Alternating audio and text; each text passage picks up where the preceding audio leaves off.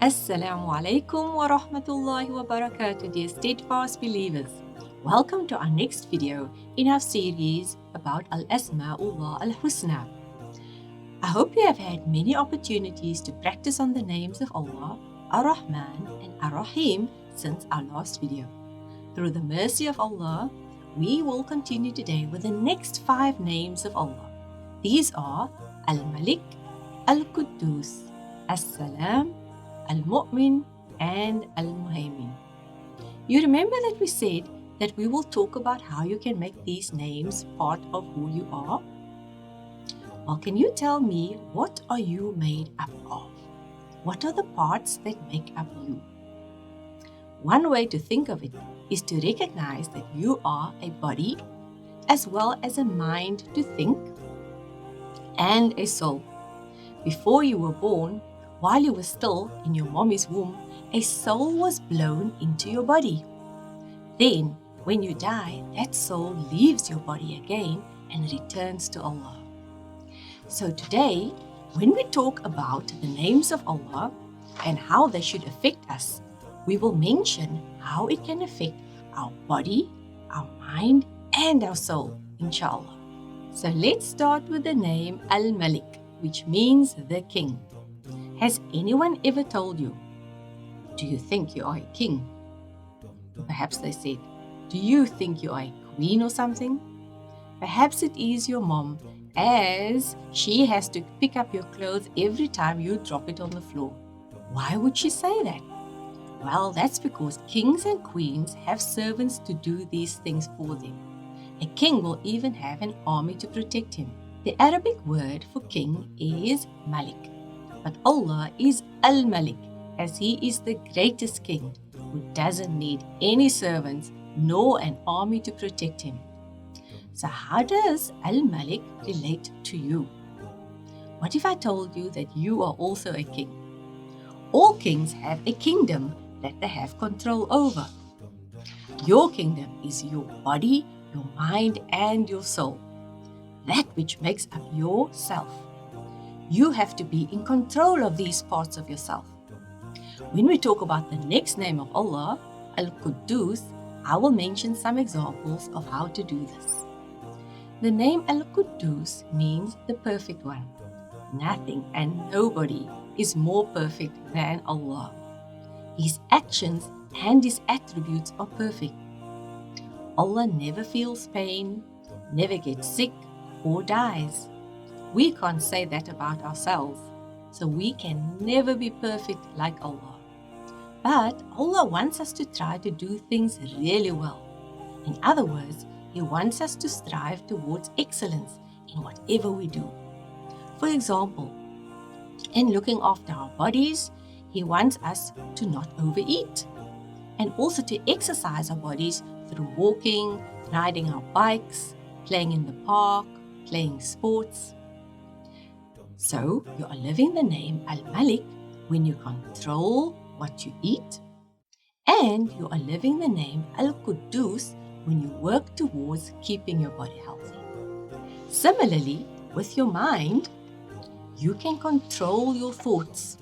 In other words, you can be the king of your thoughts, and you can strive towards thinking only good thoughts. What about your soul? Then how are you king of your soul? And how do you strive towards excellence with your soul? You know that we have a physical heart in our body that pumps blood, right? But did you know that we also have a spiritual heart that stays shiny and bright as long as we don't commit sins? So as long as we don't steal, cheat, or lie, our heart will stay shiny and pure. However, every time we do one of those things, a black dot forms on our heart. We don't want that, do we?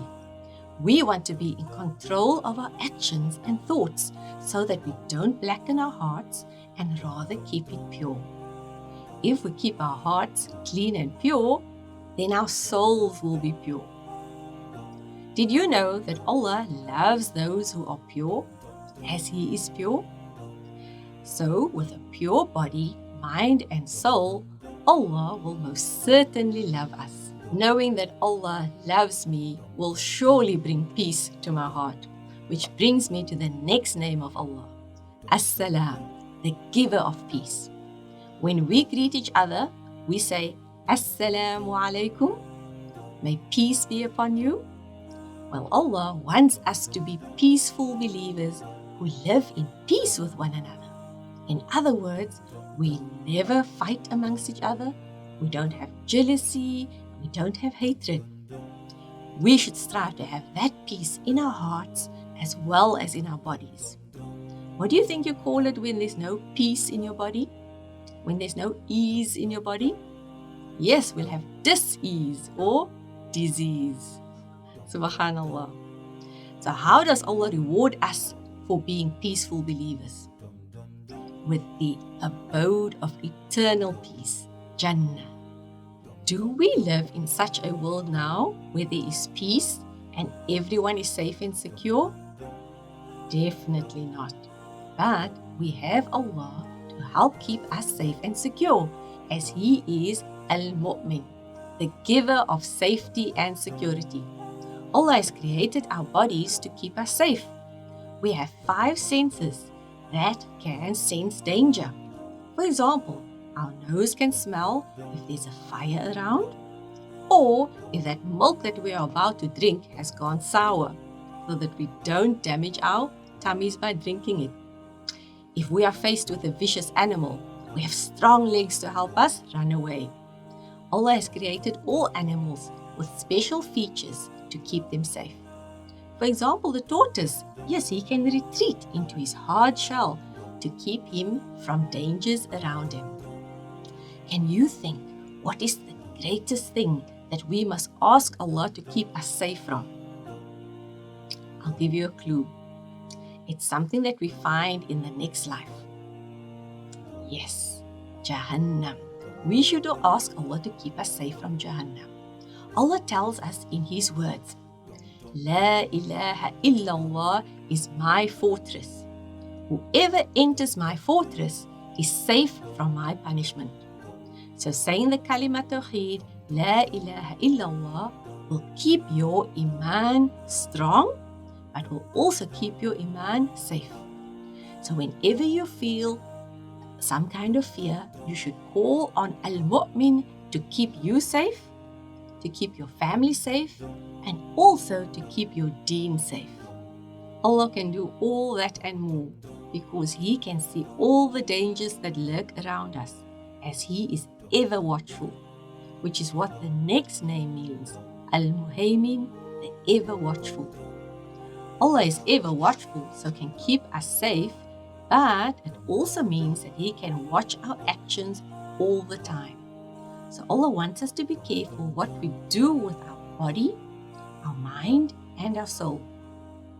Remember I said at the start of the video that when we die, our soul returns to Allah? So will you agree with me that the soul is actually the most important part of ourselves? However, while we live in this world, the soul needs the body and the mind. So we have to be careful also what we do with our body and our mind. Allah has given us 7 doors to the soul that we find on our body. These are our eyes, our ears, our mouth, our mind, our hands, our feet, and our private parts. So if we are mindful with what we do with our body, we will also be mindful with our soul, knowing that Al-Muhaymin can see all that we do. What have we done in today's video? We have learned more about Allah through His beautiful names, Al-Malik, Al-Quddus, As-Salaam, Al-Muhaymin, and Al-Muhaymin. And very importantly, we have learned how to use these names to make us better people. Until next time, inshallah. Assalamu alaikum wa rahmatullahi wa barakatuh.